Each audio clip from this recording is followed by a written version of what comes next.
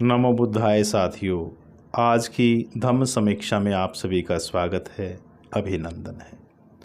साथियों, आज हम इस वीडियो के माध्यम से बौद्ध धर्म व वैदिक धर्म पर चर्चा करेंगे। जब तक हम बौद्ध धर्म और वैदिक धर्म में समान शब्द धर्म के शाब्दिक अर्थ को नहीं जानेंगे, तब तक दोनों में अंतर को स्पष्ट रूप से नहीं समझ पाएंगे।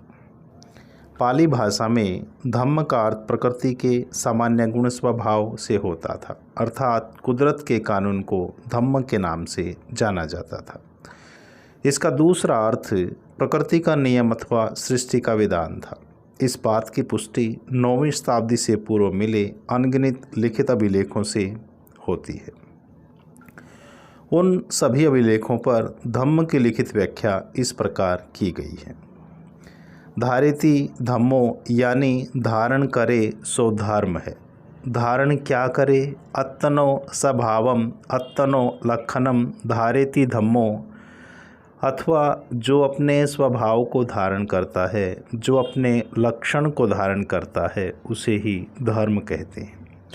साथियों, धम्म शब्द धा से बना है, जिसका अर्थ धारण करना, ग्रहण करना। साथियों, अब यहाँ यह प्रश्न बनता है कि क्या धारण करना है, क्या ग्रहण करता है, कैसे ग्रहण करता है, कौन ग्रहण करता है, कैसे उसे स्वीकार करता है। ये एक सरल सा सिद्धांत है। प्रकृति के अंदर जितने भी पदार्थ हैं, चाहे वो वेव्स तरंग के रूप में हैं, चाहे वे अणु व परमाणु के रूप में हैं, या अणु व परमाणु से बने पिंड हैं, चाहे अणु परमाणु का अंश है, न्यूट्रॉन है, प्रोटॉन है, इलेक्ट्रॉन है या पॉजिट्रॉन है, हजारों पार्टिकल्स उनके अंदर हैं। उनके चलने का, उनके चिपकने का और उनके अलग होने का एक नियम फिक्स है, जो प्राकृतिक सिद्धांत है, प्राकृतिक नियम है और नैसर्गिक सिद्धांत है। वह कभी भी नहीं बदलता है। अगर वो बदलेगा तो उनके बदलने का नियम भी फिक्स है। जैसे यदि पानी को ज़्यादा गर्म करेंगे तो वह भाप बनकर उड़ जाएगा, और यदि उस भाप का और तापमान निकाल देंगे तो उसका भी नियम फिक्स है कि वह दोबारा पानी बन जाएगा। यदि उस पानी का और तापमान निकाल देंगे तो वह जम जाएगा। इसका नियम फिक्स है। ये प्रकृति के अपने आप बने हुए नियम हैं, सिद्धांत हैं। महात्मा बुद्ध ने इनका कोई टाइम लिमिट व फ्रेम नहीं बताया है। इसलिए ये कहना कि धम्म क्या है, इसका सीधा सा सरल सा उत्तर है कि इस प्रकृति में जो कुछ भी होता है वह एक नियम से बंधा होता है। उनको धम्म कहते हैं।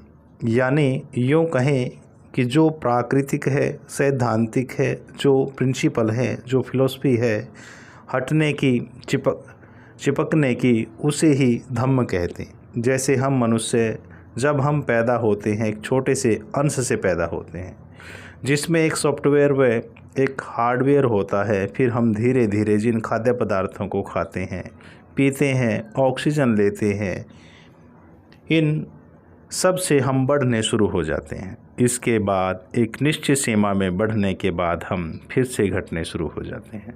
हमारे शरीर का पानी ख़त्म होने लगता है, चेहरे की चमक ख़त्म हो जाती है, हड्डियाँ कमज़ोर हो जाती है, बाल झड़ने लगते हैं, दांत गिरने लगते हैं और हमारे शरीर के सब अंग कमज़ोर होने लगते हैं। फिर हमारा शरीर पूरा हो जाता है। ये प्रिंसिपल सिद्धांत नैसर्गिक हैं, जो प्रकृति ने करोड़ों साल में जाकर बनाए हैं। साथियों, धम्म का यही अर्थ है कि पदार्थ से पदार्थ चिपकता है और पदार्थ से पदार्थ अलग होता है। या यूँ कहें कि कैसे वस्तुएं स्वतः ही उत्पन्न होती हैं और स्वतः ही नष्ट हो जाती हैं। इस प्रकृति विधान को ही धम्म कहा जाता है। साथियों, लेकिन 9वीं शताब्दी के बाद हम अपने अहम और स्वार्थ के लिए अनेकों संप्रदायों जैसे शैव, वैष्णव, शाक्त, रामानंदी, तुलसी, आर्य, गायत्री आदि को पैदा किया गया। फिर कुछ तथाकथित धूर्तों ने अपने स्वार्थ की पूर्ति करने हेतु इन संप्रदायों को ही धम्म अर्थात कुदरती कानून का पर्यायवाची मानकर इन्हें धर्म का नाम दे दिया, जिसके कारण इनका मूल अर्थ सदा के लिए खत्म हो गया और यह केवल मात्र एक संप्रदायों तक ही सिमट कर रह गया। साथियों, आज की धम्म समीक्षा में बस इतना ही। इसी आशा और विश्वास के साथ नमो बुद्धाय।